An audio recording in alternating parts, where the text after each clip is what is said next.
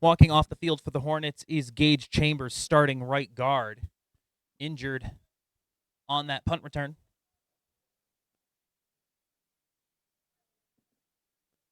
Yeah, that's unlucky there for Chambers. He's trying to take up his brother Luke. His brother was a senior last year, class of 24, played center for the Hornets. He's trying to be up there at that same level that he was. Luke Chambers was one of the best interior linemen that the CAAC Red had.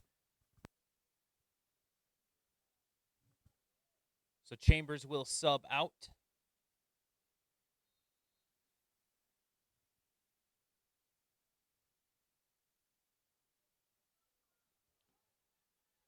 Shotgun for the Gladiators, 3-receiver set.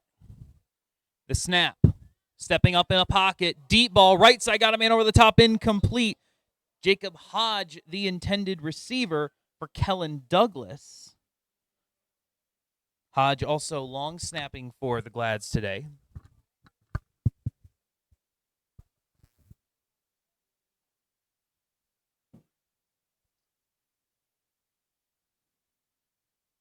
Williamston changing cornerback assignments. I'm pretty sure Williamston wants to put 17 Trey Richardson on top of Jacob Hodge being one of the bigger deep threat receivers that this Fowlerville team has. Motion again out of the pistol. Handoff left side up the middle. There's a hole up to the 41 yard line. Gain of about 3.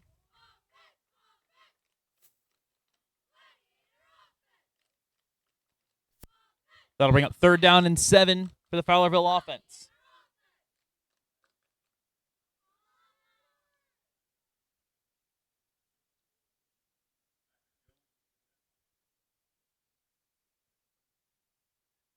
Three receivers for the Gladiators. In the pistol once more with an offset H-back. That's Hunter Pappas, now up as a tight end. Handoff right up the gut. Trying to break it outside, lost the football, scooped up by an offensive lineman, up over the 45 down to the 46-yard line. Preston Green, the captain, scooping up the loose football, getting all the way up to the 46-yard line. Gain of 5 on the play. Heads-up play from an offensive lineman. Now it'll bring up 4th and 1, and actually because of that play, you can leave your offense on the field. I didn't think offensive linemen were allowed to advance the ball. I thought if you had a number between 50 being included in 79, I didn't think you were allowed to advance the ball, and the ball was blown dead as soon as you touched it, or recovered it, I should say. 3 receivers out of the pistol, handoff left side, 1st down up to midfield.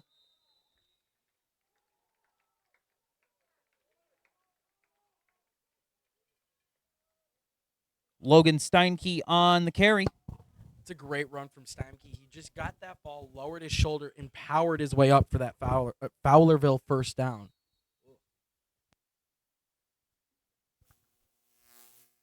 Ethan Foster checking into the game for the Gladiators. Exiting is Tyler Ray. 1st and 10 on the Williamston side of midfield at the 49-yard line.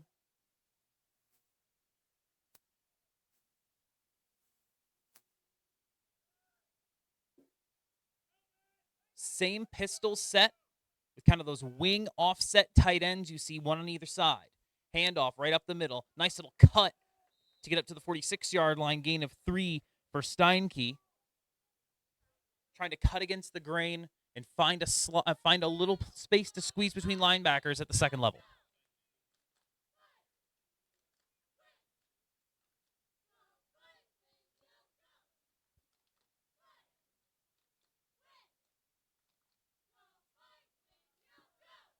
Now out of the shotgun. Again, those 2 kind of wing tight ends are set in the backfield. The snap. Douglas steps up. Deep ball right side. Looking over the top once again for Hodge. Got him inside the 10. Down to the 8-yard line. A gain of 41. 1st and goal, Fowlerville.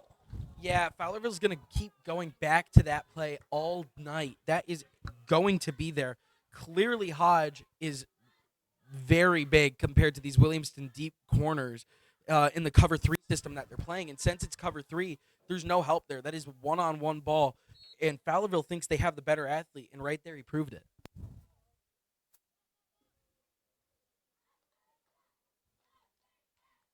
Pistol. Handoff right side and meeting him right at the mesh point. Back at the 10-yard line is Patrick Jones. Picks up the tackle for loss. Easy play there for the Williamston Hornet defense. They got great penetration in there from their defensive line. And then, of course, the linebackers came in, filled the gaps. That was a great job. I'm going to say it all night. That's a team effort play. If you don't have your teammates in the right position, you will not make that play because the running back will just bounce outside to the gap that's created. Loss of 2 on the play. 2nd and goal, ball on the 10-yard line. I formation behind Douglas. Steinke dotting the I. Play action, rolling to his left. No one anywhere near Kellen Douglas looking for the corner, and he's in, but there's a flag. Wow. Elite rollout going the opposite way of the handoff. That was a designed quarterback run, but let's see if it's coming back. I love that play. You don't see a naked boot called anymore in the NFL, but that is one of the most it's a fun play. It's a heartwarming play. That play is so classic football. That's like straight from the 1930s. That's great. It will be holding on Fowlerville, and that will set them back 10 yards from the spot of the foul, which is upfield. So it's not going to set them back too many yards, but they'll have to replay the down. Ball will be spotted back at the 13-yard line. It'll be 2nd and goal from there.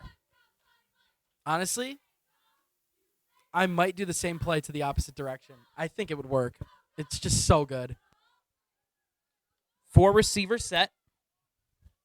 Shotgun for Douglas. Takes the snap, rolls to his right. Going to take off with it. Trying to break a man in the open field, but brought down at the 12 by Tyler Schneider. That's a really good open field tackle. They kind of did try to do that again, rolling Douglas out to the right side. It wasn't a naked bootleg, wasn't a play action kind of a thing this time. Maybe not as designed. He had runners out in the routes, decided to keep it himself, doesn't get very far. Yeah, that was just really great pass coverage. That was a smart play there from him, too. If he tried to throw either of those balls to the 2 people on the flood route, they would have been either deflected or intercepted. Williamson played tough coverage. It was a great job to tuck it and keep it and try to gain as many yards as possible. Quinn Blixt split out to the left. Denko split to the right. Handoff, right side, getting up to the 11 and no more. Gain of a yard for Steinke, and that'll bring up 4th and goal. Trying to get a little closer for a 4th down shot. It seems like Fowlerville's going to keep their offense out there. And you see this in junior varsity football quite a bit. Yeah, you really do. You don't usually see a guy who can make a 30-yard field goal on a junior varsity roster. No, you really don't. If you have a guy that can do that, they're usually playing varsity at that point. It's not very common that you can get guys doing that, even if you do bring in soccer players. Oh, this is kind of far out there. They might go back to that boot pass, but there's not enough room to the field and that for his dominant side. This is going to be interesting to see what type of play call they go here. Offset pistol. Option read to the right, and there's nothing there. Trying to run that option to the short side of the field. Tommy McGuire in there to make the tackle. And that's going to be a turnover on downs for Fowlerville. Big stop from the Hornets defense. That'll be a turnover on downs, Hornets football at the 11-yard line. The Robert Dowding Group at Keller Williams Realty spends a lot of time working in different communities, but the message is always the same. The housing market is hot, complicated, and complex. So what can you do? Work with a real estate professional who's patient, understanding, and dedicated to working with you, not through you. That real estate agent is Mid-Michigan's own Robert Dowding at Keller Williams Realty. If you're buying, selling, or unsure of what to do next, the Robert Dowding Group will help you take that next step. Find them on Facebook at the Robert Dowding Group or call them at 517-853-6390, 517-853-6390. Trying to get Luke Criscuolo out in open space on a sweep, again to the short side of the field. Nothing doing. It's going to be a loss on the play.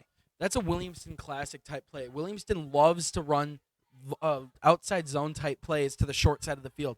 Usually they try to keep that on their own sideline, but they're not afraid to do it on the away sideline either. But that's a thing Williamston's done for years is short field outside zone runs. 4 receiver set. Man in motion is Grayson Mann. Out of the shotgun, Kinninger steps up, clean pocket. Now he's got to roll to his right under pressure. Down he goes. Back at the goal line. Just outside the end zone. Loss of 7 on the play.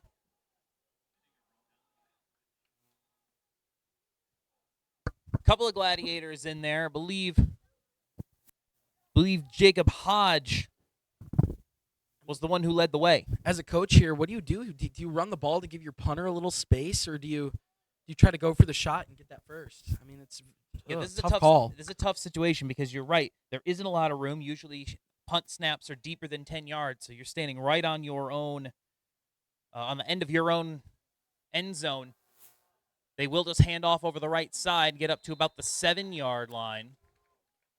Gain of 6 on the play for Cooper Rowland, and that play was exactly what you said it was, just to give the punter a little bit of room. Unless Williamston's feeling gutsy. Going for it on 4th down on their own 7-yard line. I could see it. Kellen Douglas, the quarterback, is back deep. Logan Denko back deeper. Gladiators using Douglas as kind of a first man to block for Denko, but also someone who can pick up a short punt, try to advance it. Schneider puts his foot into it. It's going to hit and roll into Glad's territory. Scooped up at the 46-yard line. Trying to break outside. Good tackle. The first man to hit him got there and brought him down. Tackle made by Carson Rydell. That's a tough tackle there. Open field against a punt returner. I know he's a gunner, so he is a smaller guy. But still, that is an insane tackle to get there, especially running across the grain from the direction you were going. That is a very, very tough tackle. Impressive work there from Carson Rydell. 49-yard punt from Tyler Schneider. The Studio Shop in downtown Williamston is where you'll find a creative boutique featuring hundreds of Michigan-themed gifts and offering many services such as screen printing, laser etching, photography, web development, and branding.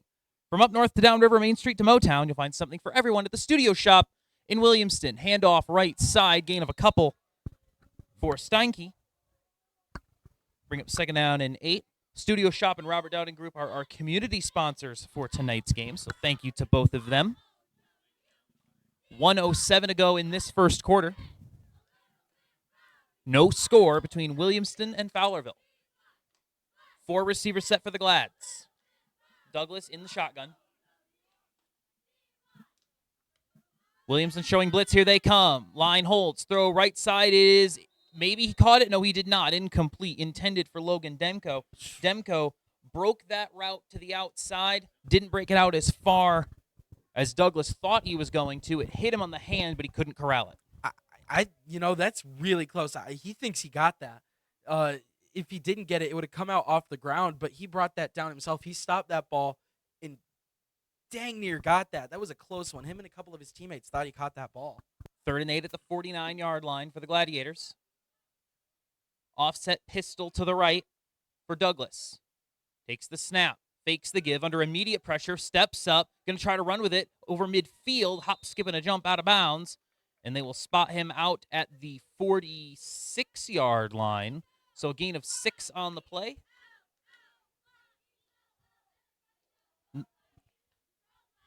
Nice run from Douglas there, finding a way to just keep himself in bounds. He could have very easily stepped out near midfield. Instead, he gives his offense 4th and about 3. Yeah, that's a great job tiptoeing there. It looked very, very similar to like a couple of those returners that you can get out there. He really rode the edge of that sideline and got about 3 more yards out of that. The give left side on 4th down, up over the 45, going to get real close to the line, and I think he got it. Logan Steinke, another gain of 3, and that will move the chains. 3 yards in a cloud of dust. If you can get 3 yards every time you run that ball, you will always get that first down. That is impressive work. 7 carries for Steinke in this first quarter. 4 of them have gone for 3 yards. Referee trying to get the clock operator to run the clock. Now he will. 4 receivers in the formation for Douglas. 20 seconds to go in the first quarter. The snap. The rush comes. Douglas deep throw over the middle. It is picked off coming the other way. Flag down in the backfield. Over the 40. Here comes Chris Cuolo out to midfield and bumped out of bounds there. Flag came out in the backfield. Looked from up here like someone for the Hornets might have gotten a jump. It was a holding call. That was. It's going to be holding on the Gladiators. They're going to decline it, and the Hornets will have the ball at midfield. Yeah, that was a holding call on. I couldn't see exactly who it was. It was one of the interior linemen. They suplexed one of the Williamston Hornets D linemen, and as a lineman does, he thought that was clean. It looked pretty clean. He had his hands on the inside, but he can't do that. That was it was a little too far to the outside.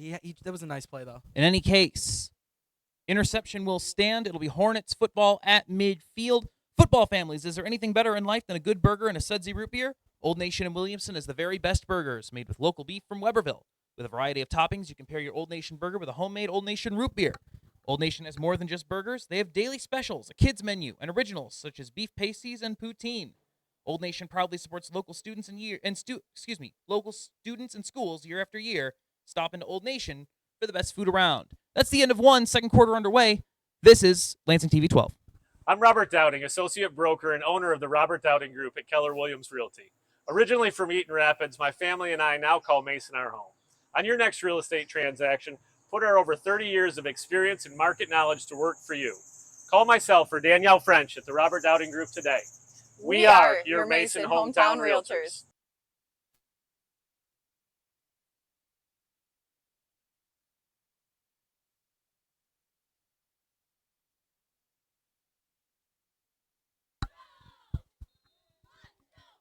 First down for the Hornets at the 48-yard line of the Fowlerville Gladiators. First snap of the second quarter. Give around the left side. This is Peyton Young. Young trying to find the corner out to the 40 and out of bounds. Close to the line to gain. They'll spot him at the 37. Gain of 11. That'll move the chains. What a play there from Jimmy Cohen, one of the Williamston offensive linemen. He was out in front of that play. Even at the end, he was still 3 yards out in front. He put the burners on to stay with him. That was a great job there.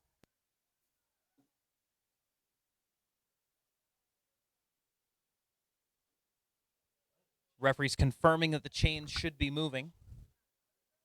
So they will move them over here on the Fowlerville sideline right in front of us.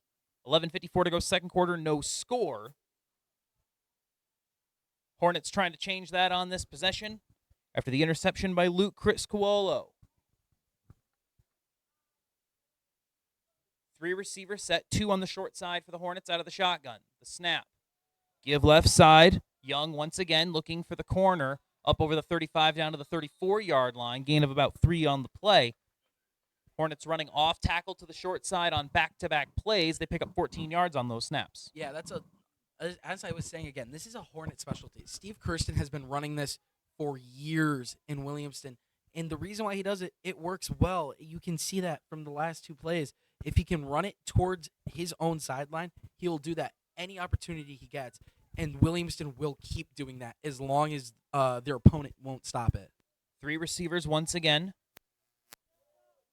For Kinninger in the shotgun. Handoff right side off tackle. Trying to cut it up over the 35 down to the 33-yard line for Young. It'll bring up third down at about 5. Under 11 and counting. Second quarter, no score.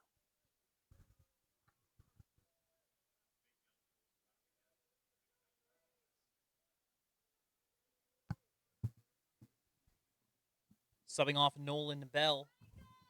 Cooper Rowland back into the fray as the running back. Grayson Mann and John Dunlop, receivers on the near side. Excuse me, that's Max Sink, rather. Handoff up the middle. Rowland gets tripped up in the hole down to the 31-yard line. He had a head of steam, but he got caught at the ankles. Only a gain of 1. That'll bring up fourth down at about 4. That is not what the Hornets wanted to see there. And you're probably expecting that they're going to go for it. As we were saying earlier, most high school kickers, even varsity kickers, don't really have the leg for this type of kick. And this is a little too close for comfort for punters here. So I would expect to go probably some flood concept out to the left side or the top side, Williamston sideline here. 3 receivers for Kinninger in the gun. Takes the snap. Pressure. Throws out to the left. Got a man open in the flat over the 25 down to the 22-yard line. It's Tyler Schneider. Gain of 9 and a first down. Yeah, what a play there from Tyler Schneider. Sank right into the flat on that flood concept. The cornerback was drawn off by the receiver going on his deep corner route. The clock operator being told to wind. And that was a great job from Schneider, finding the open space, grabbing that ball, not turning too early, and getting that first. 3 receivers again. Handoff. Right up the gut. Met in the hole at the 21-yard line. Gain of a yard on the play.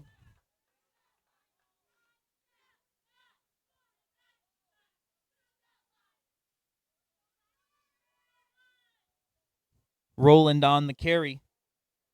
Peyton Young will sub back in. Second down at about 9 at the 21-yard line. 9 minutes to go, second quarter.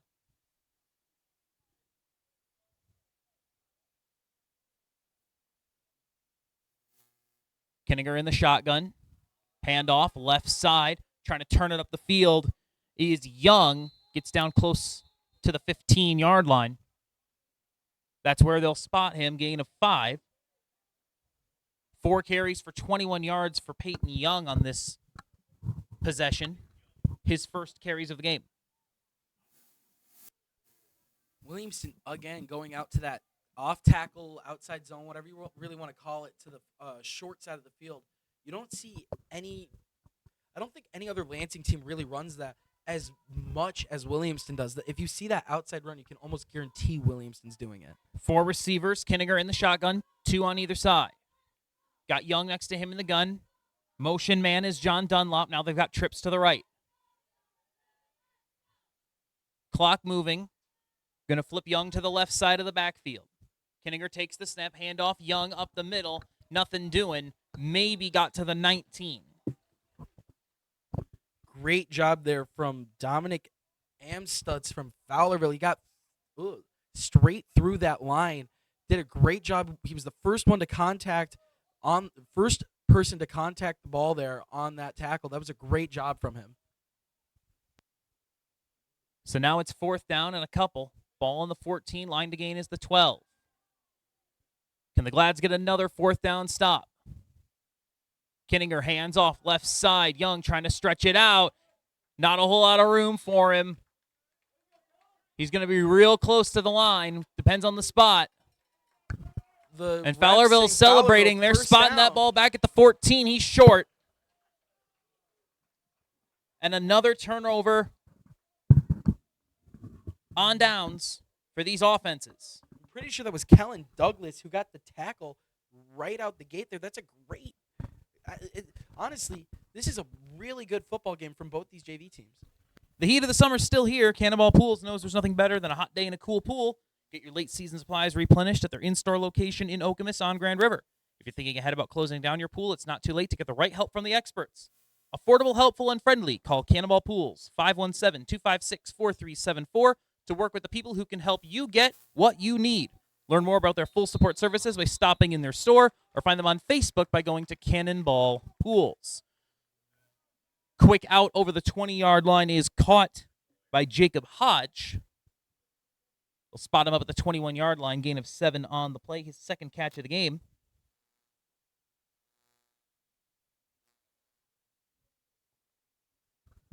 Clock moving up to 6.5 minutes now.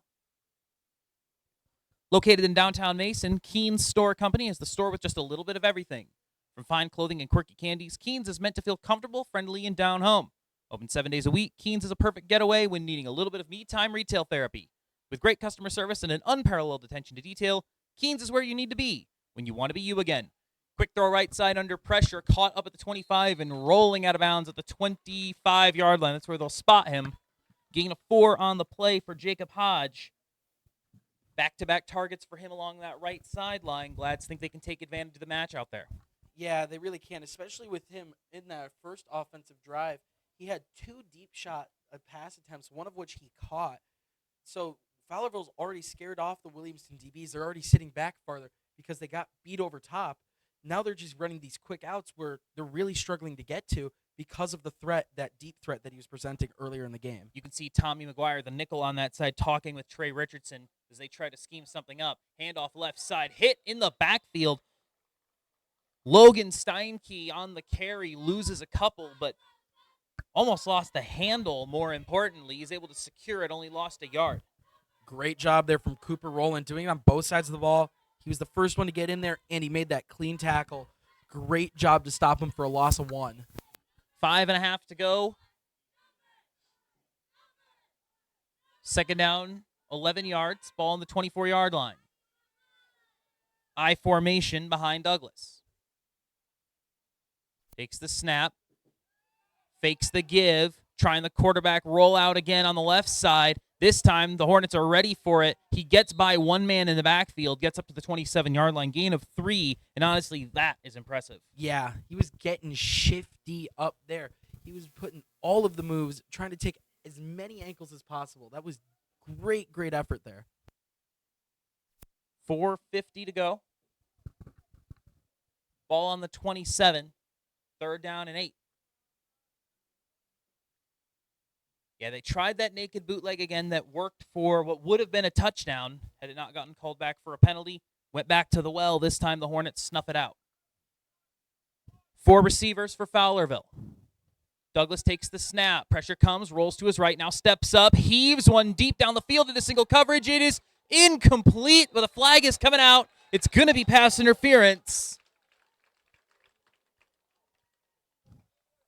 Intended for Jacob Hodge. Carter Kaleza going to be called.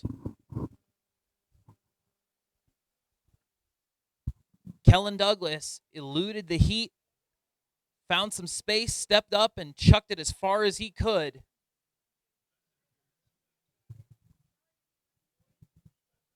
Jacob Hodge draws the contact. And it's going to be 1st down for the Gladiators.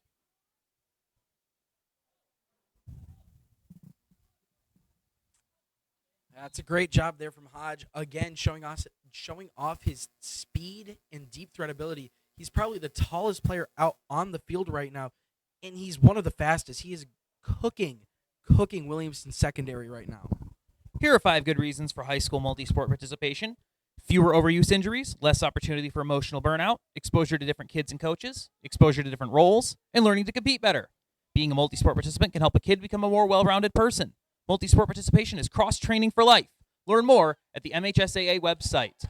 Play action, throw to the left side. It's incomplete at midfield. Logan Demko brought it down. He is protesting along the sideline, saying, I caught that. From up here, it looked really close. They're going to say that his toes touched the white, and it'll be 2nd down. Yeah, it's such a tough call there, especially with the sun in basically the direct eye line of the ref for that call. But it's right on that boundary, right there. Fowlerville's a good enough team. They're going to bounce back from that, and they got to really work on bouncing back and not arguing with referees. That can be bad. This is why I can't be a ref. I would have given it to him because it looked cool. 4 receiver set. Douglas takes the snap, steps up, throws right side, got a man over midfield, and there's Demko, his first catch of the game, right up to the line to gain. Call it a gain of 9. It'll bring up 3rd down and 1. Anthony Mazzelli was almost in the path of that football. He tracked back to make the tackle, but man, oh man, he almost picked that one off. I think he was surprised how close that football was to him. I think everyone was surprised how close that football was to him. He dropped back from his line edge position into coverage and almost was directly in that pass lane. That would have been a great, terrific thing to see in this game. Pistol strong, handoff right side. He's in the open. Over the 30, and I don't think anyone's going to catch him inside the 20. No, he'll get tripped up at the 5.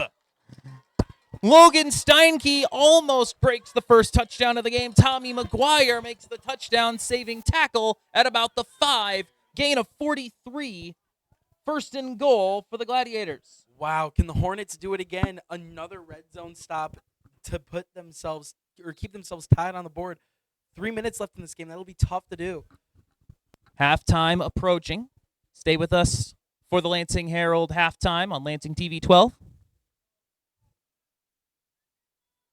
In about 2 minutes and 50 seconds. Ball on the 4-yard line. 1st and goal for the Gladiators. Offset pistol, power right. Tight end and fullback on that side. Handoff right side, up the middle. Steinke is into the end zone. Touchdown, Fowlerville. The deadlock is broken. 86-yard touchdown drive for the Glads. They're up 6-0. 2:36 to go in the first half.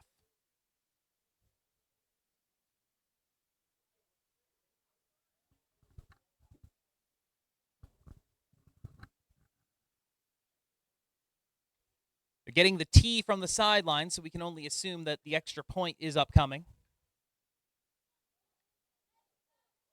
They do have a designated kicker on their roster, Tyler Jonas. He's a captain, an offensive lineman, a defensive lineman that handles all the kicking duties for this Gladiators squad. To try to make it 7-0.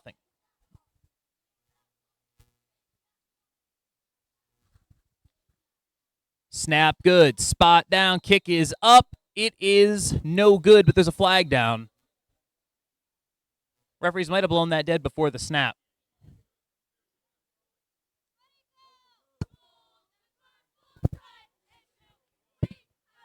It's going to be on Williamston. They're going to try this again.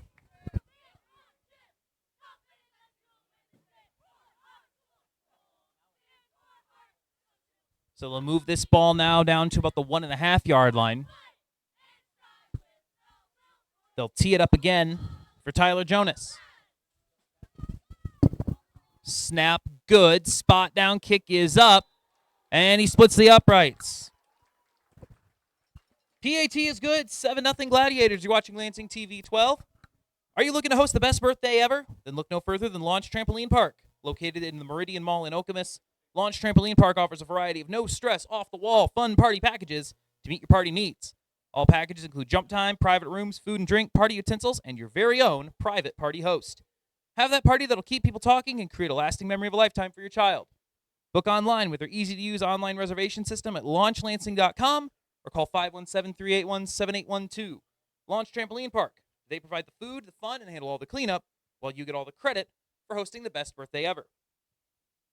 Ideal Mortgage Services LLC wants you to know it's a seller's market right now, and as a buyer, it's very important to have a mortgage company that's available after hours, on the weekends, and beyond normal banking business hours. Many times our offers are due by 8 p.m. on a Saturday, and who will help you then? Ideal Mortgage Services LLC will. Get pre-approved when you need, so you can get the best offer in and on time. To learn more, contact Ideal Mortgage Services LLC, 517-339-5300, or go online, idealmortgage.org. Ideal Mortgage Services LLC is your home for the ideal mortgage. 2:36 to go in this first half. The Fowlerville Gladiators leading 7-0, 86-yard touchdown drive, highlighted by a 44-yard scamper from Logan Steinke, which set up his 4-yard touchdown run. It's been a good mix of run and pass for the Gladiators. They've attempted 7 passes, completed 4 of them. 61 passing yards for Kellen Douglas, who's also proven to be a threat on the ground. So good balanced approach here from Fowlerville. Let's see what the Hornets can do. 2:36, they've got all 3 timeouts. Sun setting off to our left. Kick is in the air. It's a short kick. Fielded by an up man at the 25-yard line, up over the 35, and still going down to the 40, 41-yard line on the return. I believe that's Anthony Mazzali again. Anthony Mazzali, not usually a return man, but acquitted himself nicely on that impromptu return. I mean, I'm going to be judgmental here. To get a good return out of a big guy isn't that hard as long as he catches the ball. If he's got the ball in his hands, just tell the guy to lower his shoulder and blow through everyone. You have so much more mass. If you can get any steam going, you're a hard man to take down, and you showed it there by getting up to the 41, starting great field position. Trip set to the left out of the gun for the Hornets. Kenninger takes the snap. Quick throw left side. It is incomplete. That ball's on the ground, and yes, it will be an incomplete pass. Ball did go forward, intended for Luke Criscuolo, and I'm going to be honest, he saw the hit coming. Yeah, yeah. Williamston also has a very similar play that they've run in the past out of that same thing. It's a double pass. In that case, Criscuolo would have been throwing it downfield once he received it. So they're a little lucky there that wasn't ruled a behind the back pass in a fumble on the ground, because that almost certainly would have been a Fowlerville Gladiator ball. Yeah, that was definitely a forward pass. So if they were setting up the double pass, the second pass wouldn't have been an option. 2:13 to go, 2nd and 10, ball at the 41-yard line. 4 receivers in the formation for the Hornets. Kenninger takes the shotgun snap. Glad's rush 4, stepping up, throwing left side. It's high in the air, incomplete. Kind of left his receiver out to dry on that one. Over the hands of John Dunlap, the intended target. Dunlap shaking his head, acting like he should have caught it. That was a difficult catch to make under any circumstances. Oh yeah, it's a difficult catch to catch. I'm just having a game today. It's a very difficult catch to get down there. But you'll hear these higher level coaches, and of course they're not talking about JV level players, but college and NFL level coaches say, if your hands get anywhere close to that ball, if you can touch the ball with just your fingertips, that should be enough to bring down that ball. I mean, clearly not at that level, but that's how he's treating it to himself. 4 receivers set, sending Chris Cuolo in motion. They're going to give it to him on the sweep, looking for the corner. Breaks a tackle up to the 45, down to the 48-yard line. That's a good run there. Gain of 7 on the play. And that'll set up a 4th and makeable here for the Hornets. Down by 7 with 1:50 and counting to go. Little surprised the Glads don't call a timeout here. Because if they get the stop, they're going to get the football in good field position. They might be saving their timeouts for later, like in this half. They think they might be able to get the ball back again. I think Williamston's going to kick this away. They've sent out Tyler Schneider to kick this away. I mean, Schneider's got a leg. That's not a terrible option. He's a solid 40-plus yard punter right now. Kellen Douglas back deep. Quinn Blixt in front of him. The snap bounds in, and he's going to try to throw it. It's a fake punt, and it's incomplete. Looking for Mazzali down the field. The snap kind of skipped into Schneider. He did not abort that punt. That was a designed pass. I love the aggression there from Ben McCann and this Williamston staff, but the pass is offline, intended for Mazzali, and it'll be first down for the Glads at the 46-yard line. 48-yard line, excuse me. I'm also not sure on the legality of that play. As we've been saying, Anthony Mazzali does wear number 50. I know it's JV, but still, the MHSAA has very strict jersey policy rules. We saw this in a state championship game a couple years ago where a lineman went out for a pass, caught it, and they called it back. 4 receiver set. Deep ball. Down the right side. It's caught. No, it's not. Hodge couldn't haul it in up at the 24-yard line. Douglas put it out there. It hit Hodge in both hands, but he couldn't keep it. 2nd and 10, 56 seconds to go. Yeah, I don't know what it is about like teams who play in Detroit and ineligible receivers and such. I don't know. What's up with that? Something He in the was water. eligible. Heard that, man. Heard that. Yes, we're still on that. The Lions would have won the Super Bowl. Worst part is that actually didn't end up mattering because the Lions had the second home game in the playoffs anyway. It literally did not matter. Does that mean I'm? We would have won the Super Bowl. Does that mean I'm not a little salty still? Mentality. We would have. I'm a little salty still. 4 receiver set for the Glads. Trip set to the right. Got Hunter Pappas in the slot. Now they're moving some guys around. The outside receiver is behind the slot receiver. The snap. Stepping up in the pocket, going to take off with it. He's got wheels. Douglas inside the 40, breaks a tackle over the 35, breaks another one, and falls forward to the 31-yard line. What a run from Kellen Douglas, man. Wait, you mean RG3? Kid's got some moves. Michael Vick? Whoa. I mean, he's wearing number 7, so I guess he's the right-handed Mike Vick. Gain of 16 on the play. Timeout called by the Gladiators, their first of this first half. And just in time, here comes the Williamston special. Honk. We love the train. If you remember last game, we were here for the varsity game last weekend. One of the parents in the student section had a train horn, so we were hearing double train horns the whole game. It's a great thing about coming to Williamston. The train just makes it feel so much better and much more community-wise.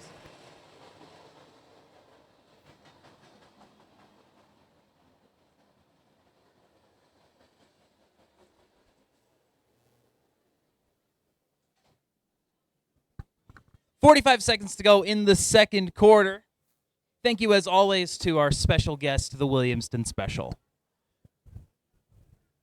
Clock is moving. I don't know why the clock is moving. They called timeout.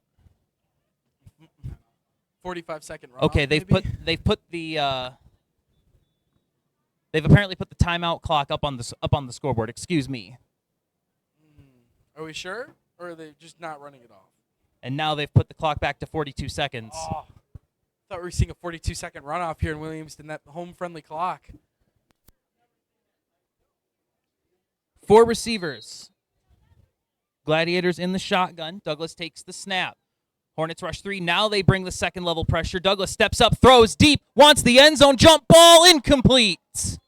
Really good coverage out there. Grayson Mann will get credit for the pass breakup. In single coverage, just chilling in the end zone. That's a jump ball. He went up and swatted it away. Douglas here was just staring down Tyler Ray, number 3, who was the targeted receiver out there, and everyone that if any of the defensive backs looked at the QB's eyes there, everyone knew where that ball was going. He was not hiding it. He wanted his man. He thought he had him, so he just chucked it up. Trusting that his receiver can win the one-on-one there. Douglas takes the snap. Hornets bring the rush. Douglas makes a man miss in the backfield, rolling to his left. Now he's going to take off with it. He's up over the 30, over the 25, and out of bounds at the 23-yard line. This dude can move in the backfield. He's got really, really good pocket presence. He feels the rush, knows where he needs to step to get away from the rush, but crucially, he doesn't check down into that run too often. He knows when he needs to run, and he knows when he needs to keep his eyes downfield. Heady play by this junior varsity quarterback. Honestly, I think he needs to run every play. That is so fun to watch. He is making people miss. He looks like he's at that next level compared to these other players on this field. He is so shifty compared to his teammates. This is a heck of a performance that we're seeing from Kellen Douglas, a freshman. Yeah, seeing a lot of intelligence from a guy only in his 9th year of public education. 25 seconds to go, second quarter. 3 receivers for Douglas. Takes the snap, fakes the give. Under pressure, single coverage, deep right side, end zone incomplete. Lot of contact. That's always going to be a flag. Lot of contact there. Trey Richardson just ran into Jacob Hodge, and it's going to be a big gain here for the Gladiators. They're going to put this ball at the 12-yard line. To be fair, this is Douglas's 10th year of public education. Kindergarten. I suppose that does count. Kindergarten counts.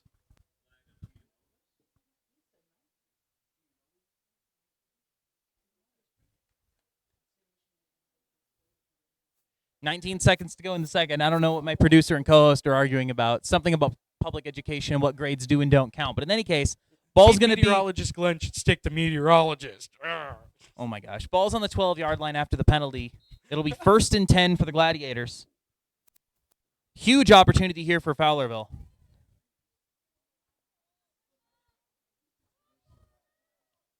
Steinke next to Douglas in the gun. Quick snap, quick throw, knocked up in the air, incomplete.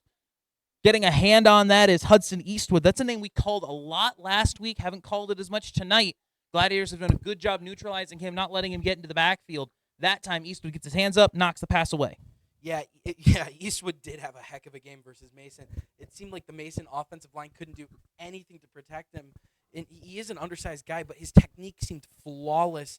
And that's just a testament to how good Fowlerville's O-line's been tonight, locking him up so far. 4 receivers once again for Douglas in the shotgun, takes the snap. Line holds again, scans the field, looking left side, deep back corner, incomplete. Threw it a little bit deep for Tyler Ray. 11 seconds to go in the half.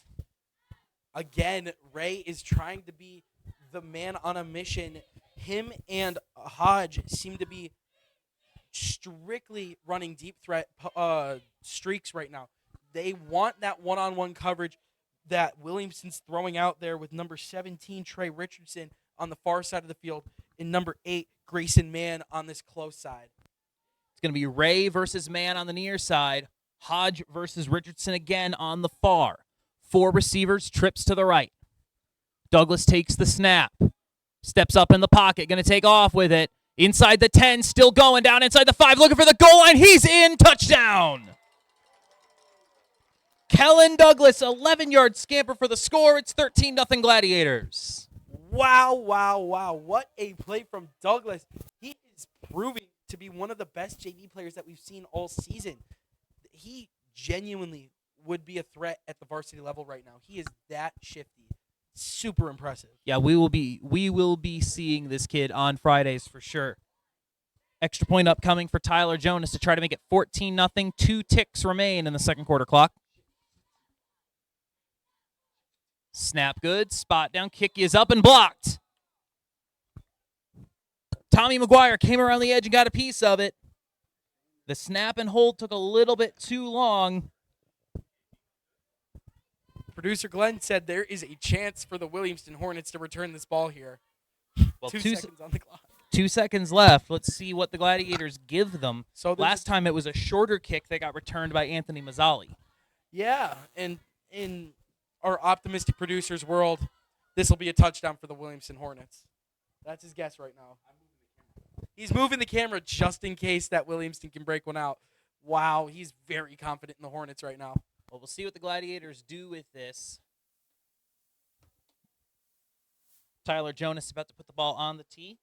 We welcome you to join us for This Week in the MHSAA and our halftime show presented by the Robert Dowding Group at Keller Williams Realty coming up most likely after this kickoff.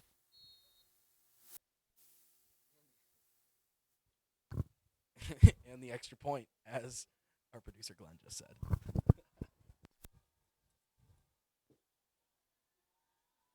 Run up and the kick for Jonas. It's a squib kick. Gets all the way back to the 20. On the return, hop, skip, and a jump over the 30, but being dragged down there is Griffin Hamilton, and that will take us to halftime. 13-0 Gladiators. We'll send it over to Glenn for halftime. You're watching Lansing TV 12. Hey, folks, I hope you guys are enjoying today's broadcast of junior varsity football. We love Thursday nights here in Lansing TV 12, family-owned and independent out of Hazlitt. We do have some messages from the MHSAA. We are part of the MHSAA Broadcast Network once again this year. So welcome, one and all. We're going to send you some messages, and we'll have your second half coming up in just a couple of minutes. I'm Robert Dowding, associate broker and owner of the Robert Dowding Group at Keller Williams Realty.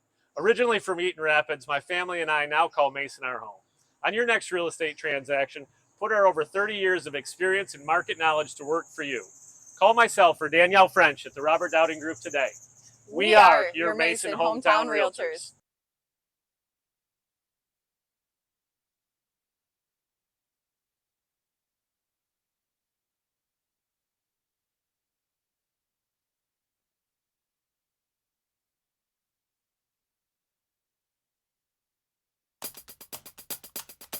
Four decades calling high school sports on the radio, and more kids than ever are playing high school sports. I'm John Ross, and this is This Week in High School Sports, powered by the Michigan Achievement Scholarship. For the last 40 years, listeners to Sheboygan football games on WCBY have heard the same voice. Mike Grisdale tonight, a very sunny evening here at Western Avenue. Mike Grisdale has been on the air calling games for Sheboygan since 1985, and on Friday, September 13th, Sheboygan named its press box after Grisdale. In addition to football, he's called nearly 1,000 Sheboygan basketball games as well. And the game he called after having the press box named for him turned out to be quite a thriller. Elk Rapids took a 23-0 lead over Sheboygan before the Chiefs scored 30 straight points to win. And that'll do it.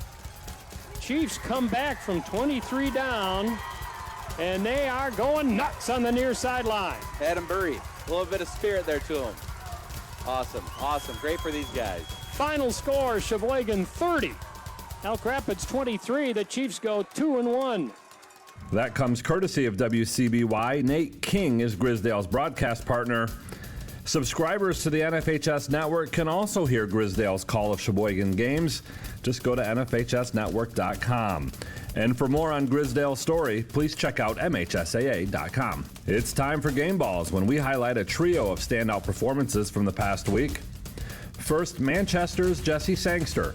He scored 4 times in a 5-1 win over Leslie and is now the all-time leading soccer scorer at Manchester with 94 career goals. Big Rapids tennis player Ari Ziska, he won his 103rd individual match against Vicksburg, making him the school's all-time leader. And at Union City's Gracie Phelps. She had 86 assists, 11 kills, and 36 digs during the Charger Classic, helping lead Union City to a tournament title.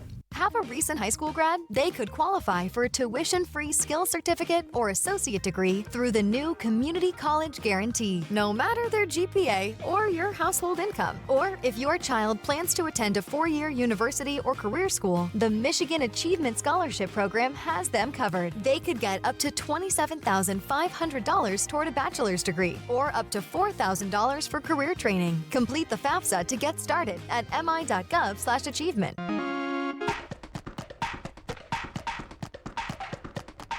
Our weekly Be the Referee feature takes a look at the fine art of officiating with registered official Paige Winnie.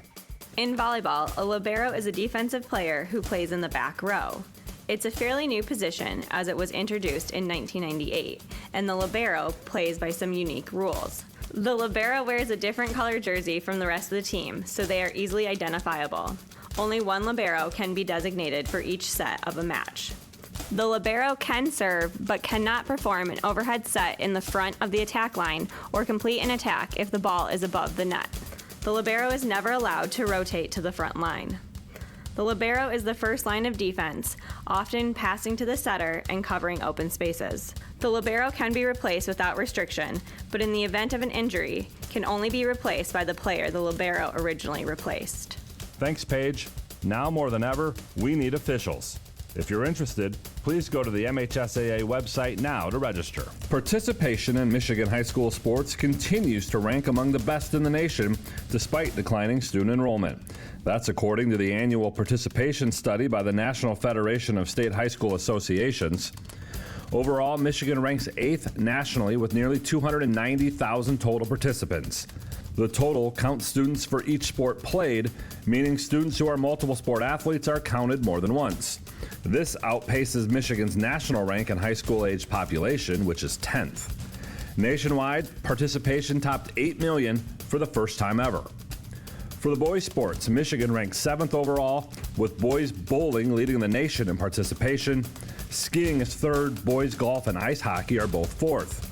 On the girls' side, Michigan ranks 8th overall, with bowling, skiing, golf, and tennis all coming in 3rd for their respective sports. More than 35,000 students in Michigan play football. That's the most of all sports in the state. For more on participation, including the benefits of playing multiple sports, please visit MHSAA.com. You've been listening to This Week in High School Sports, powered by the Michigan Achievement Scholarship, a production of the MHSAA Network. Thanks for joining us. I'm John Ross. We'll be back next week. Today I'm going to tell you about sportsmanship because it's important. Treat your opponents the way you would want to be treated. My mom says that. Listen to the referees. It's their job. Be nice to their team and our team. Cheer them on. Always play fair. It's the right thing to do. It's sportsmanship. It's not that hard. What rhymes with great? Participate. Where does greatness start? Here, in the classroom. On the diamond. In the pool. On the field. Where will your greatness take you? To better grades. To more friends. Yeah! Be great. Participate!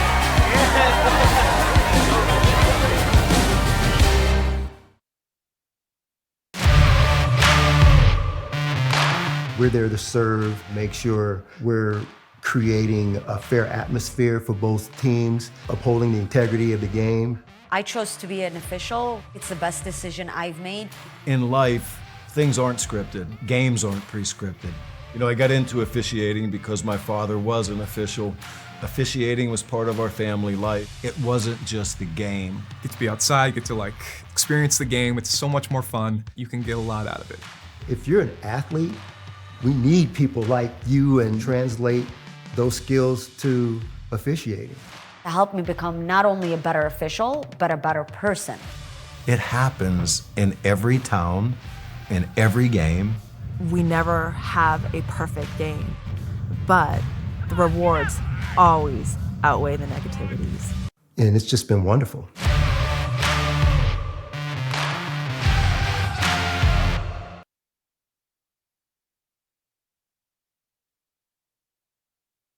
We are the MHSAA, a collection of 750 high schools and 750 middle schools, from Temperance to Copper Harbor, from New Buffalo to Alpena. Each year, more than 250,000 students play one of our 28 sports. More than 1.5 million fans attend our postseason games. There are 30,000 coaches and 8,000 officials, not to mention all of the volunteers. The MHSAA believes in the 4 S's: School sports should be safe and kept in the appropriate scope. We believe nothing beats great sportsmanship, and that scholarship in the classroom is more important than excellence on the field or court. Most of all, we believe school sports should be fun. So come out and join us at a game. Support your school, support your community, and come see what the excitement is all about.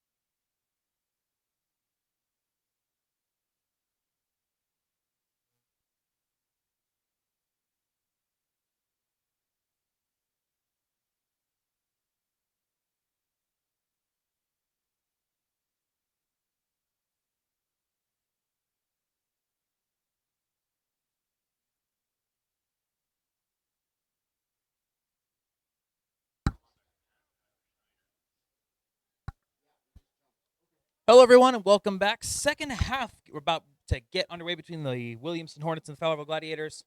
Colton Wesley, Tom Lewandowski here on the call. Williamston getting set to kick this one away right to left across your screen.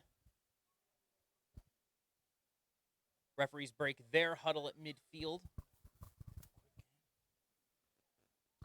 Gladiators had a really solid first half offensively. 86 and 48-yard touchdown drives to finish off the half. 193 yards of total offense. Led on the ground, 62 yards from Logan Steinke.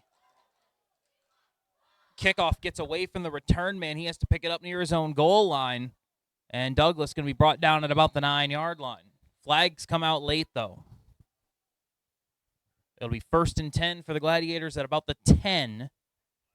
Pending the result of this flag.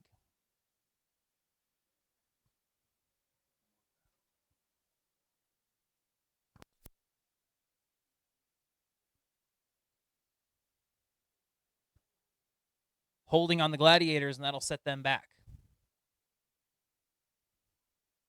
So they had the ball spotted all the way up at the 14-yard line. And now they're going to move it back to the 6. So that is where the Gladiators will start. No matter for them. They went 86 yards 2 drives ago and turned that into a touchdown. Kellen Douglas, 61 yards passing, 4 for 10 in the air. He's in the shotgun here, 4 receivers. Takes the snap. Hornets rush 4. Douglas stepping up, going to take off with it over the 10, angling outside, has the first down out of bounds at about the 16-yard line. They're going to spot him way back at the 13, excuse me. I'm really surprised that Williamson's not leaving a spy on Douglas. I mean, they were in a zero-high setup. That I'm pretty sure that was a cover zero blitz. So it's expected maybe to not have a QB spy there, but you would hope that they would have kept one of their linebackers in reserve to watch Douglas, especially with how effective he's been on the ground and breaking the pocket. 45 yards on 6 carries and that touchdown to end the first half. Handoff right side. Enough room for the first down. Up to the 17-yard line goes Steinke. That's a gain of 4. Happy as always to get your football weekend started with JV football here on a beautiful Thursday night in Williamston. It should be the last hot weekend of the summer. Good joke. It's what they're Colton. It's Good supposed joke. to be. It's supposed to be. The leaves are turning, and you can actually see them Falling. One of the fun things about doing games at Williamston, not just the train behind us, but the fall colors in front of us that change as the season progresses. They'll be in full fall color by the end of the season. Quick throw, right side, caught up over the 20 down to the 21-yard line goes Logan Demko. That's going to be a gain of 3. It'll bring up 2nd down and 7.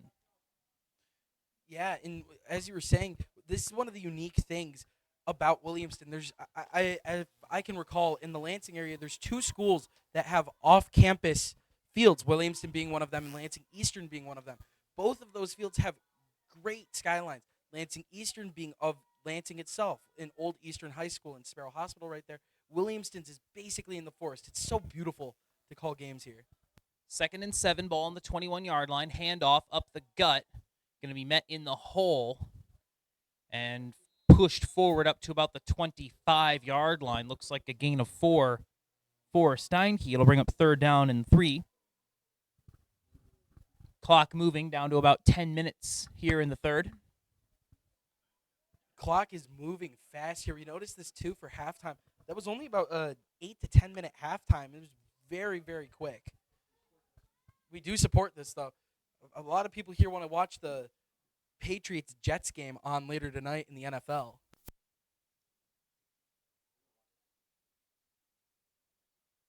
Or last week's game on Lansing TV 12, as producer Glenn Dudasik wants to play. 9:30 to go. Hard count got him to jump. That's going to be the 3rd defensive penalty on the Hornets. Honestly, that was still impressive from Hudson Eastwood. You could see all of the Williamston defensive linemen did fall for that. Eastwood had so much speed off that line. He was by far the first one there. And Fowlerville going quick snap. Deep throw, right side, over the top, got a man, got him in stride over the 30, and no one's going to catch him. Jacob Hodge, touchdown. 70 yards. And the Glads go up 19-0. The Glads are saying that's a mismatch all night. They have been testing that and successfully completing that. That's the 2nd time tonight on that deep ball specifically that Hodge has taken over Trey Richardson. I'm surprised Williamston hasn't moved a second man in coverage there. Richardson is really, really struggling with the speed and size of Hodge. Gladiators approaching 300 yards of offense. Field goal team on low, snap, put down, the kick is up. It is no good. Tyler Jonas couldn't get it there. It will remain 19-0. Williamston, wake up on the sunny side with Sunnyside Cafe, that is. Sunnyside Cafe is family-owned and made-from-scratch kitchen where all your meals are made to order. With breakfast all day, stop in and get a favorite, such as the Country Carol, a biscuit topped with sausage gravy with a sausage patty, 2 eggs, and cheddar cheese. Or try something special like their cinnamon raisin French toast. Sunnyside Cafe partners with Michigan-made businesses and farmers to provide local ingredients. Nothing fancy, just good food at the Sunnyside Cafe.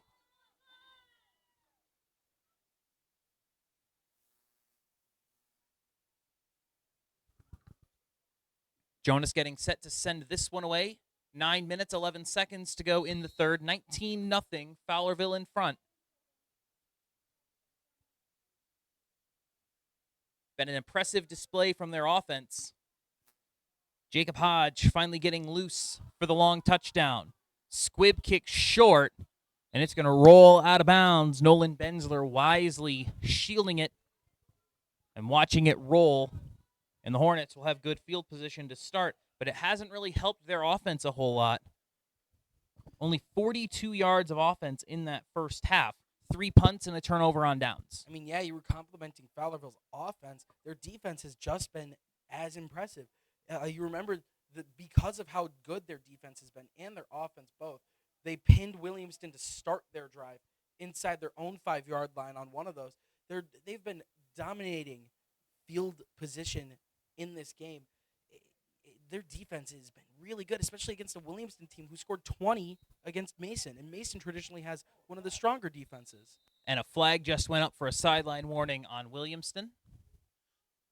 So real quick, that kickoff out of bounds, because the ball rolled out at the 36, Williamston has the option to take it at the spot where it rolled out. They will do that. So it'll be on the 36-yard line on the right hash. That flag for the sideline warning is just that, a warning. No yardage assessed until the second time it is called. Snap is dropped by Kinninger, and he's going to take off running, and he's got a lane up over the 40 down to the 43-yard line, gain of 7. That could have been a very negative play for the Hornets. Instead, Kinninger turns it into a 7-yard gain. Yeah, that was a great job from Kinninger to break that pocket, find that space, and do what Douglas has been doing. He got that space, tried to hit the corner, and got a good gain out of something that almost was a loss. And then Logan Stanky there was the man that got the tackle for the Glads on that side. That was a great job following the broken pocket play. 2nd and 4, 4 receivers. Kinninger takes the snap, throws right side incomplete. He was expecting Carson Rydell to break outside, and Rydell broke inside. It'll bring up 3rd down and 4. Ball on the 42-yard line. Line to gain is the 46. That was a dangerous pass there from Connell because Connell Hardenbrook, he was one of the linebackers there, dropped back nearly perfectly in that passing lane again. That's another Fowlerville defender that was almost perfectly in a passing lane. They're getting so close to that. Over the course of a season, that's going to be there at least 1 or 2 times for those players. 3 receivers, handoff right side, and there is no room. Ball is out, but they're going to say he hit the ground first, I believe. Yes, they will. Cooper Rowland losing 3 yards on the play. Did not lose the football, but now it's 4th down at about 7.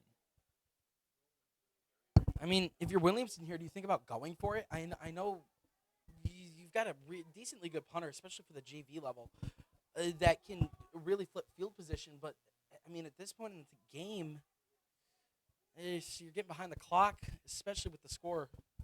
And down by 3 scores, the Hornets will opt to kick this away. Tyler Schneider puts his foot into it. Fielded at the 31. On the return, Douglas. Up over the 40, angling to his left, lowers the shoulder down to the 44-yard line. And that is where the Gladiators will take over. 30-yard punt from Schneider. Good return. It'll be 1st and 10 for the Gladiators at their own 39. Are you trying to find a place to get your custom trim meats, special orders, and the best seafood in town? Mert Specialty Meats in Okemos invites you to come see what they have to offer. They have steaks, chops, burgers, and brats. With hard-to-find selections and unmatched customer service, Mertz is ready to serve you. Open 7 days a week just east of the Meridian Mall on Grand River. 4 receivers for Douglas in the shotgun. Takes the snap, stepping up, throwing down the seam. Got him in wide open over the 40, over the 35-yard line down to the 34. Goes Logan Demko. Gain of 21 on the play. The Glad's already moving over 300 yards of offense in this game. I mean, something I'm thinking about from last time we watched this JV team, Williamston's offense seems to be much more run-oriented than it did versus Mason. Mason, it seemed like they were very keen to air out the ball, especially to people like Griffin Hamilton on those deep, skinny posts that were there all day, or in the turkey hole against Mason. Those were their favorite targets, and we haven't really seen that at all from Williamston on offense. Douglas, lots of time. Deep throw, right side again. Wants him again. It's incomplete. Coverage was there from Luke Criscuolo. Demko, the intended target. It'll bring up 2nd down and 10. 6:48 to go, 3rd quarter.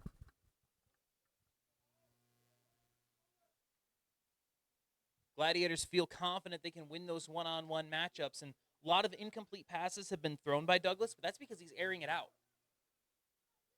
Yeah, he's really chucking the ball down there. They think that they have better people in Logan Demko and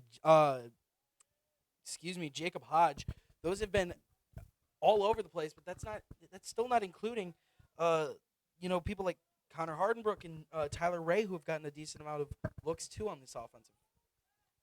Checks it down into the flat, caught by Steinke. He's going to be wrapped up and dropped at the 34-yard line, gain of a yard on the play.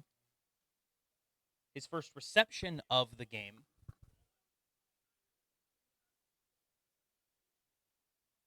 They'll bring up 3rd down and 8.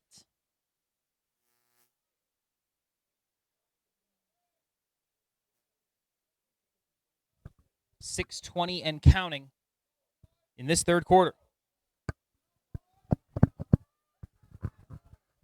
4 receivers for Fowlerville. Douglas takes the snap. Pressure comes, stepping up, throws deep, right side, got a man. It's Demko down to the 11-yard line, bumped out of bounds. It's a gain of 23. There's a flag on the play, and that came in right as Douglas released the ball. Eastwood came around the edge, and he saw that he was releasing. He didn't even tackle him. He tapped him on the shoulder. Flag came out, and I'm gonna guess this is roughing the passer. That's the only thing that I can see here. They're walking it back. It's going to be holding on the Gladiators. Oh, when that happened, I thought that was surely roughing the passer, and that would have been horribly unlucky there for the Williamston Hornets. 6:03 to go in the third.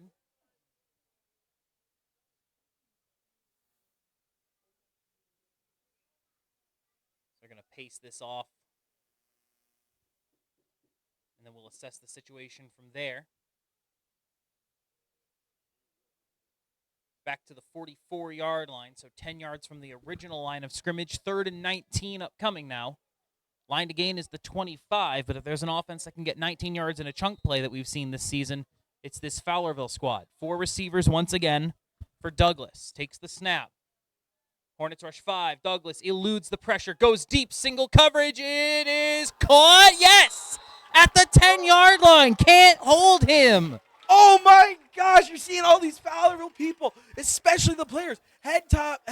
They're tapping their heads. You're seeing Hodge himself do a little tappy thing with his hands, saying they're talking. He's saying that the Williamston players were talking. No reason to talk there. Fowlerville doing what they need to. They're putting it out on the field. They don't need to say what they're going to do. They're showing Williamston what they're going to do. That's a heck of a play there from Hodge. Jacob Hodge, 5 catches in this game, 156 yards and a touchdown. And a flag came out after the play. I didn't see what the call was, but it's on Williamston. It happened after the play, so I'm willing to guess that it's a personal foul. Someone said or did something they probably shouldn't have. It'll be 1st and goal at the 5 now. Offset pistol to the right. Douglas takes the snap. The handoff up the middle. Steinke untouched. End zone. 5:36 to go in the third. It's all Gladiators. Back to back touchdown drives, and it's 25-0. Going for 2 here. Gary Diller came out, 2 fingers up. They're going for it. They're keeping the offense on the field. They want to go up 27 because that'll put them up a clean 4 scores if they can stop an extra point from Willie. Douglas rolls to his right, takes off with it, lowers the shoulder, lost the football as he crossed the goal line, but he got in first. Wow, what a shifty play from him. He lowered the shoulder like he was going to run through that first man, but he ducked and dipped right out of the way, barely missed him by about half a foot, got under him and through, so his first contact was 2 yards upfield, instead of the line of scrimmage. It's a heck of a play from Douglas again. Wow. This year, the MHSAA is celebrating a century of sports. Help celebrate 100 years of the MHSAA by visiting them online. See exclusive content about the people, places, and things that make school sports so special. Rivalries, records, and remembering some of the state's top players. Relive it all at MHSAA.com. Thank you to everyone who has been a part of a century of sports. Follow Great Lakes Christian College on Lansing TV 12, showcased on Soccer Saturdays this fall. Catch all the NCCAA action from anywhere on any device. Great Lakes Christian College soccer for free on Lansing TV 12. Sparkling performance by the Gladiators offense in this one. They've been nothing but impressive. I did not think this is how this game was going to go, especially with how Williamston played against Mason. Maybe this is an off day for the Hornets, but the Glads are really showing up and showing out. This is a Fowlerville school that has kind of been an afterthought in their division in the CAAC for a very long time. And if this generation of players has anything to say about it, Fowlerville is going to be something to pay attention to at the varsity level very soon. On the return up to the 37-yard line, that is where the Hornets will take over. I mean, yeah, you were talking about being a secondary school in this division. I mean, Fowlerville, Lansing Eastern, and St. John's, for the last couple of years, the last 5 years, it feels like they've really had the backseat to teams like Mason and, you get the occasional good Williamston team in Hazlitt, all split the CAAC Red in 2021. You've seen those three teams as the premier teams in the division, but Fowlerville's really showing that their freshman and sophomore guys are really good. In 2 years, this team might be the top dog in the division. 5:36 to go in this third quarter. Williamston trying to get something going with their offense today. 4 receivers set for Kinninger in the shotgun. Sending a man in motion. They're going to give it to him. He's got a lane up over the 40. Cutting outside is John Dunlap. Shoestring tackle at the 42. That's Kellen Douglas. What can't he do? Offense, defense. I mean, he plays special teams too. He's everywhere for the Fowlerville Glads. Gain of 5 on the play.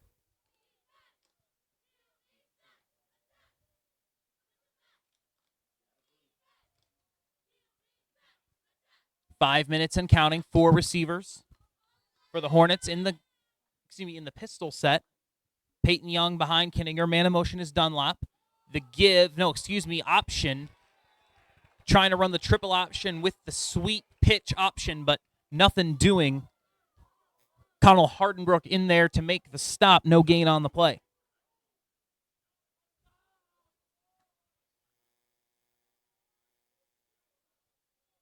Third down and 5. Line to gain is the 48-yard line. Reminder that you can catch this game for free, rebroadcast on Lansing TV 12 and also on our archive. Go to lansingtv12.com to learn more. 4 receiver set, trip set to the right, Dunlap in motion again. Handoff up the middle and met in the hole and dropped is Peyton Young. Maybe gets a yard. It's 4th down. I mean, that was very scary. Even if they gave that to the original jet sweep man, that would have been a loss of like 4 there. Fowlerville had 2 guys instant hit through Williamston's offensive line. They both took the fake sweep man, and then the dive was there, but that got eaten up by the strong side defensive end. Nothing was open there for that run game.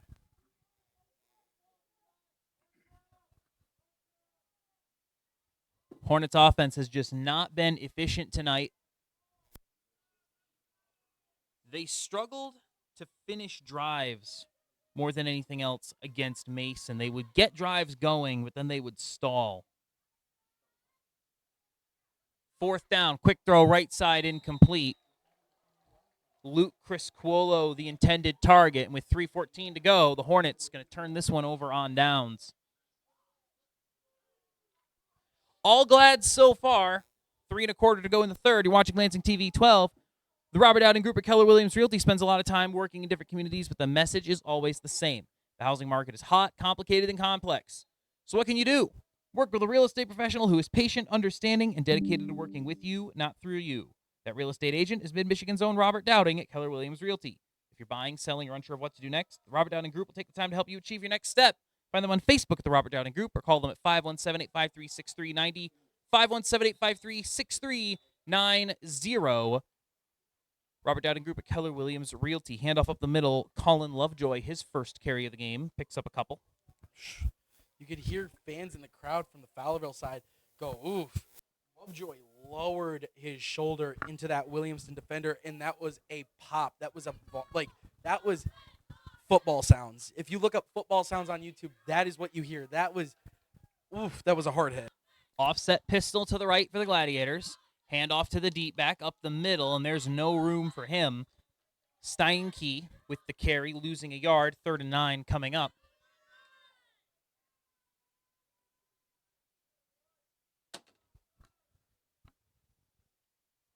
We're 2 minutes away from the fourth quarter. Ethan Foster checking back into the game. Steinke will exit. Foster will be the deep back in the pistol set with Pappas, the fullback, next to Douglas. Handoff. Foster under immediate pressure. Ends up going nowhere. 4th down and 8 ball on the 41-yard line.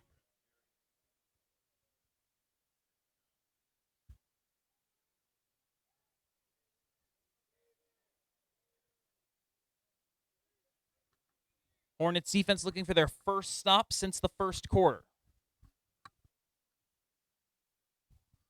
Douglas gets the play call, returns to his huddle. 4-down lineman for the Hornets.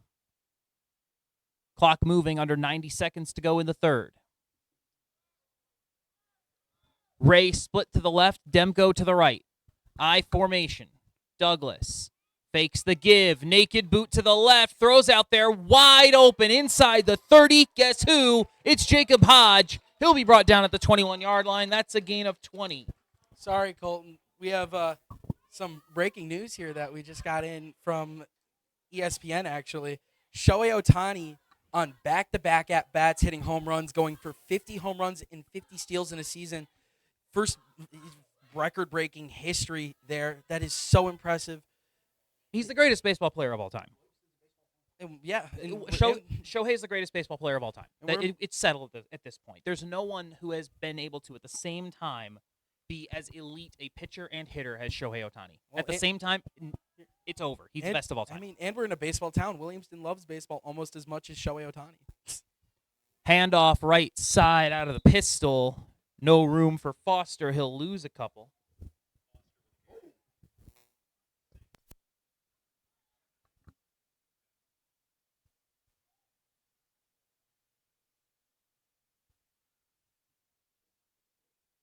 Six catches for Jacob Hodge, 176 yards, and a touchdown. Dude's cheat code. He's going to pair with Kellen Douglas at some point in the future, and those guys are going to be special on Friday nights. They're going to get one more snap off before the end of the quarter. Quick throw right side. It's tipped, and I believe that was Mazzali who got a hand on it.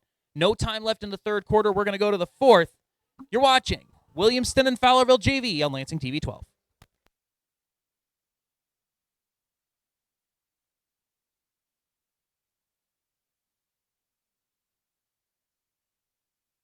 I'm Robert Dowding, associate broker and owner of the Robert Dowding Group at Keller Williams Realty.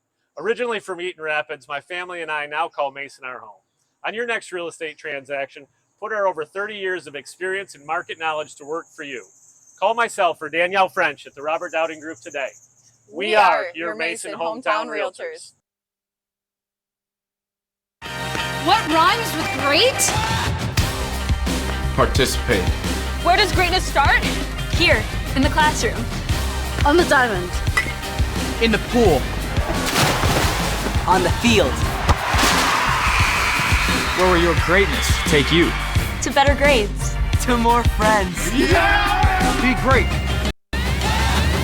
Participate!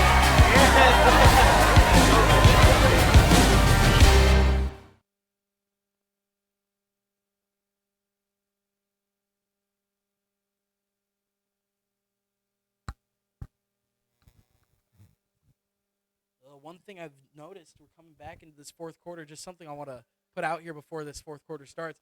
A couple of Fowlerville players have been stretched out for cramps on the sidelines. We were saying this in earlier games. When it gets hot, these guys really need to drink pickle juice or get electrolytes in their bodies so they stay Ball's loose on the ground. Fallen on by Douglas back at the 29-yard line. It's going to be a loss of 6 on the play. Trying a little bit of trickery with the handoff, but it almost backfires. It'll be third down. But you were saying. Yeah, sorry. It's always when I'm talking during a play. I need to close my yap sometimes. But you know, as I played for Hazlitt, Coach Thomas over there would always say, "Drink pickle juice." He would preach that for if you're playing on a Friday, start drinking it on Wednesday. Drink it through Thursday. You'll be good on Friday. You'll have enough salt and just greatness in you for the rest of the week. So I don't know about pickle juice, but I do know that Fabiano's Grocery and Deli has a dill pickle pizza that is supposed to be amazing. Thank you, Fabiano's Grocery and Deli. Grand Ledge. 3-receiver set for the Gladiators, all split to the left. Douglas going to tuck it, try to escape under pressure, rolling to his right now, looking for somewhere to go, gets away again, and finally lowers the shoulder and gets bumped out of bounds at about the 29-yard line. Look, if you've not been following Fowlerville JV and this is your first exposure to Kellen Douglas, kid's special. I mean, like us, this is the first time I've seen him, at least. Oh my gosh, he's so explosive. He's got an innate ability to cut on a dime. You really don't see that in players. The only players in recent Lansing history that I can think of that I was exposed to really that could do that at an elite level was someone like AJ Martell from Mason. He was really good at that. Nakia Mockery could do that on kick returns and punt returns especially well. You don't really see that from players, and there are some really special things that you can see there in Douglas. It was a turnover on downs for Fowlerville. First defensive stop of the second half for the Hornets. Handoff left side. Gain of a couple. Out to about the 31-yard line.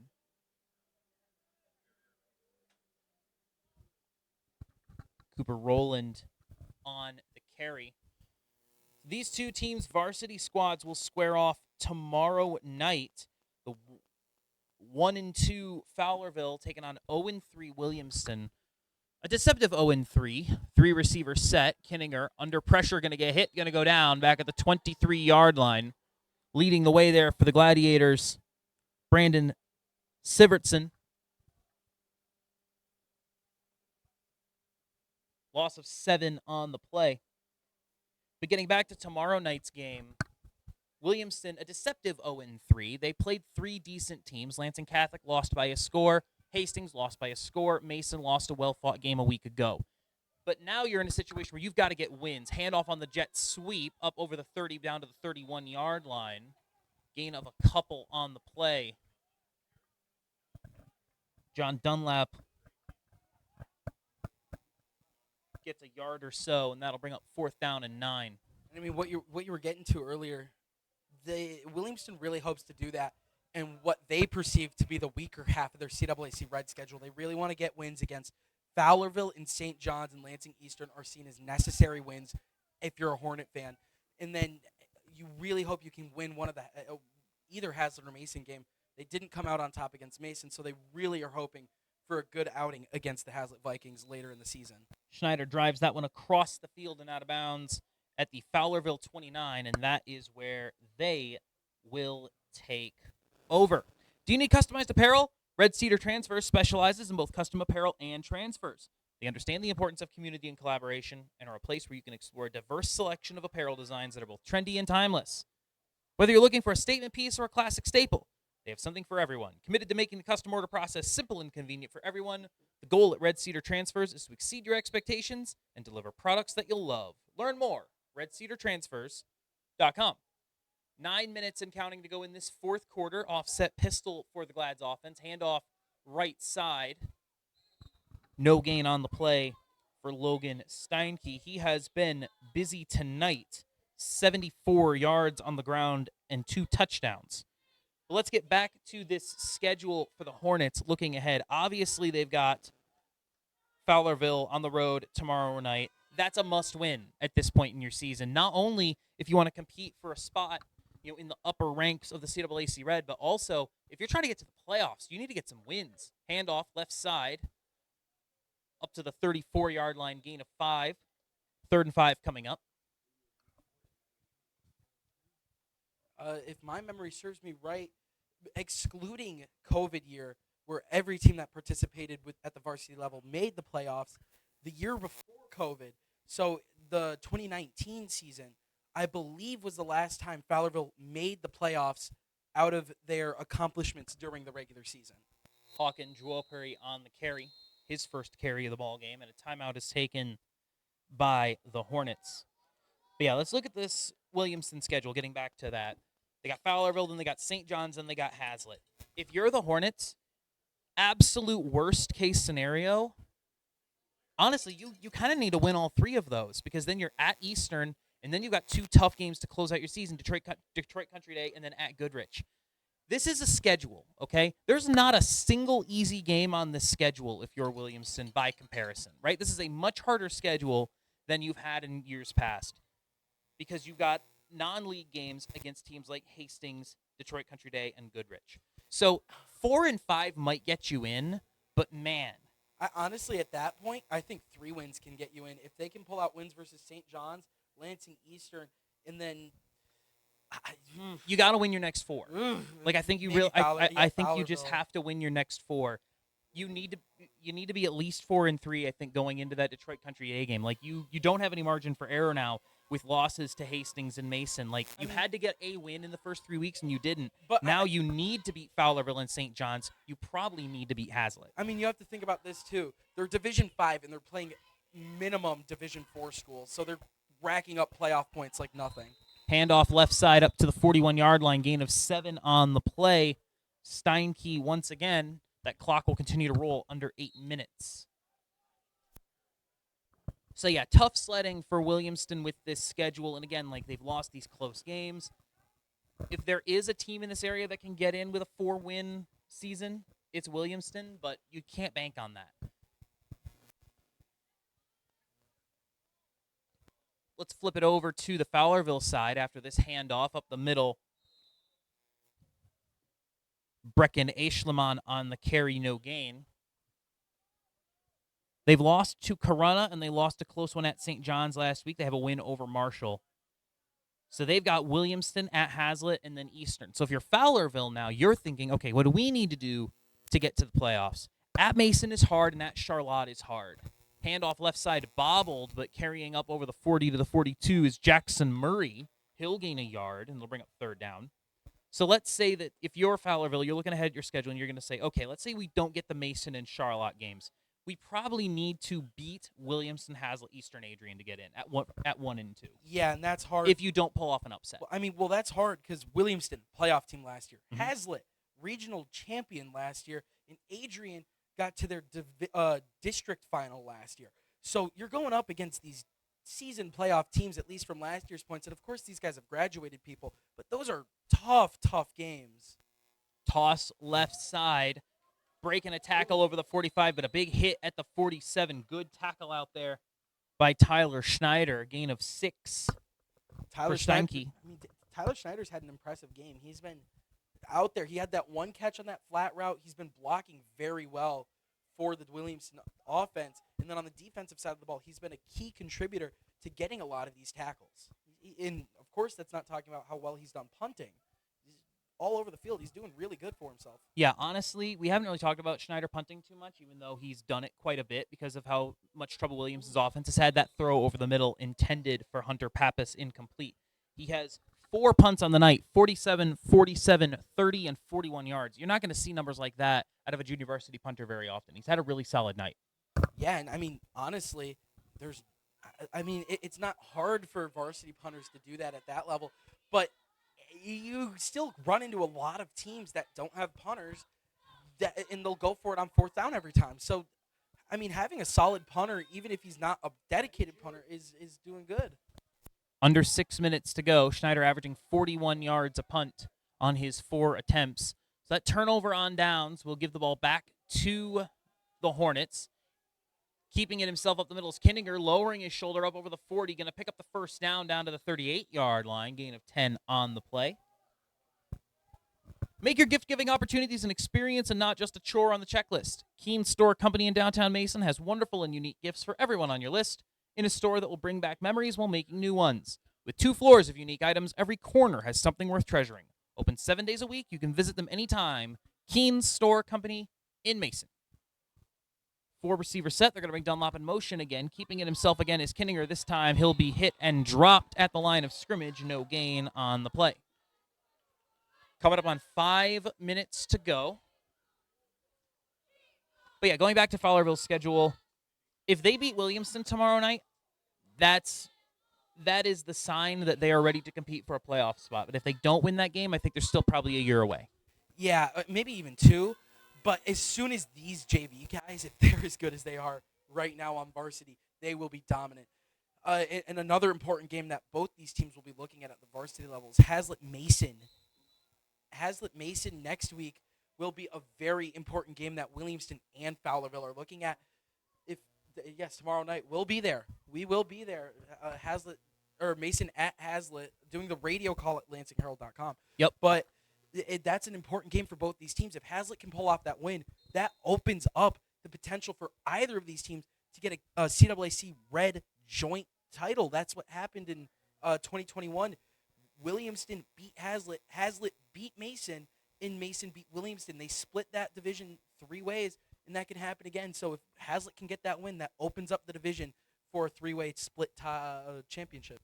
Illegal motion on the Hornets, and that is the 8th penalty on them tonight. And you know Ben McCann is going to talk with his guys. We got to clean that up. We can't have that many penalties if we want to win games, especially as these players make their way to the varsity squad. Handoff up the middle. Lots of room here for Max Kinninger, keeping it himself over the 20, inside the 10. Max Kinninger all the way. Touchdown. Hornets are on the board. Kept it himself on the option. Rumbled down the sideline. And the Hornets have erased that 0 from the board. I mean, you have to wonder if that's a little late to come back in this game. With 4 minutes to go, yes, it probably is. I mean, but 4 minutes, there's still enough time to do stuff. If you're the Hornets, you're in a position right now. You're down 27-0, right? When you have the ball in this possession, you know this game is out of reach at this point. You're just trying to execute the offense, put something on tape, and also give your guys a little bit of confidence. These are kids, right? These are 13, 14, 15-year-olds out here. They're going to go for 2, handoff left side, and Peyton Young is not going to get there. So these guys, they're young, right? And as a coach, part of your job when working with kids is to make sure that their confidence doesn't get rattled, right? They're going to come off of this game.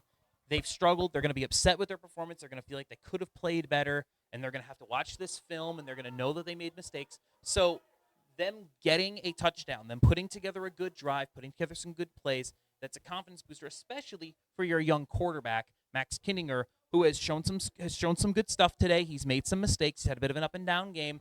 Getting that on the film and being able to say, hey, you did really well in this play, good job, that's a boost for his confidence. Yeah, and I mean, film is going to be the most important thing for these JV games, especially as a player. As soon as you can watch and see what you did and how you did it, that is the biggest place that you can learn. Most people don't record a lot of their practices. Onside kick will be covered at the 45-yard line. Griffin Broderson jumping on it for the Gladiators. On the road and in a hurry, but don't want the hassle or guilt of fast food? Instead of the drive-thru, get good food fast at Fabiano's Grocery and Deli at the corner of Waukusta and Grand River Roads. Stop in for the pizza slices that are made with fresh dough and sauce every single day. It's a great place to stop in even for breakfast. They have an amazing breakfast pizza with cheese, eggs, and bacon. For a couple dollars in a couple of minutes, get yourself the handmade meal you deserve. Fabiano's Grocery and Deli, Grand River and Waukusta in Grand Ledge. 4:02 on the clock. Referee going to wind it. Gladiators will start at their own 45, and they will look to just get a couple of first downs and put this game to bed, leading by 21 points. Yeah, we got a great weekend of football ahead of us. Handoff. No, it's going to be an end around on the fake. Lowering his shoulder and trying to push forward is Jacob Hodge. He's going to lose a couple. That was a really good fake. And unfortunately, when you fake really good, as a quarterback, you put your running back in a position where he's going to get hit for no reason. And Logan Steinke's like, wait, can you be a little less good at the fake give? Yeah, and we were seeing that in the Hastings game. If you remember Hastings versus Williamston, it wasn't usually a fake to end around. It was fake to a different dive back. But still, at the first and third quarters, Hastings fakes were insane. Handoff right side. Steinke lowers the shoulder, rumbling to the 49-yard line. That's a gain of 8 for him. I really enjoy watching Logan Steinke. The best way to describe it is he runs angry. You know what I mean? He just lowers his shoulder, carries 3 people with him, gets you 7 yards. He is an angry runner, and that is a good thing. 18 carries, 95 yards, and 2 scores for him tonight. Low snap is picked up by Douglas. He's going to try to scamper away, and he's not going to find anywhere to go. He'll get dropped for a loss of 1 on the play. The broadcast of today's game is a copyrighted presentation of the Michigan High School Athletic Association and the Lansing Herald Media Group. No reproduction, retransmission, or other distribution of the descriptions or accounts of this game may take place without the express written consent of the MHSAA and the Lansing Herald Media Group. 2 minutes and counting, 4th and 5 for the Gladiators here. If they get a first down here, they probably will just kneel out the clock. Hornets don't seem too interested in trying to stop the clock on defense. But want to get back to this great weekend we have coming up. Tomorrow night, we will be in Hazlet. Mason at Hazlet. CAAC rivalry week. Going to be a good one.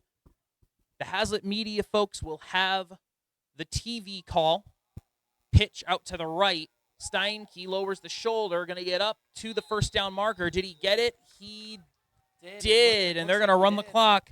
Steinke goes over 100 yards for the game with that carry. I mean, yeah, as you were saying, Hazlet Media Productions will have a video broadcast on their YouTube page, Hazlet Media Productions on YouTube. If you really want to hear Tom and me, yeah, we will be on the call, lansingherald.com. It'll be a radio call, just like we did in the good old days when we were up on rooftops in the rain at Brother Rice. You remember this one, Mason fans in particular. Mason at Hazlet tomorrow night, 7 o'clock, lansingherald.com for the audio call. It'll me and Tom up in the booth. It'll be a good time, which should be a really fun game. Fowlerville going to hand it off over the right side and slung to the ground. That was Hodge on that play. Again, offense, defensive end. Dude just makes plays. He is using his size to make plays. Aiden Burke on the carry. Gains a yard. Pancake block out there by Hodge. He's just everywhere. He's creaming people. He's so much bigger. It's just not fun. I can't imagine going up against him at that size. He's just huge for JV. And clock's rolling, and it looks like they're going to kneel this one out. Victory formation for the Gladiators. Dominant offensive performance. They're going to walk out of Williamston with a 27-6 win. Impressive all the way around for Fowlerville. They got a lot to look forward to as this JV squad grows up. Very excited as they run off to their near sideline. For Williamston, still some work to do. The varsity game between these two tomorrow night is going to be a big one for both teams as they look to keep their playoff hopes alive. We are officially into the middle of the season now here on Lansing TV. We're going to be at Hazlet for Mason Hazlet Radio tomorrow at 7. You can listen live at lansingherald.com. For tonight, Fowlerville, your winners. Gladiators 27, Hornets 6. For all of us at the Lansing Herald and Lansing TV 12. For our producer and chief meteorologist, Glenn Dudasick. For Tom Lewandowski, I'm Colton Wesley. Thank you so much for joining us, and we'll see you next time. You've been watching MHSAA JV football on Lansing TV 12.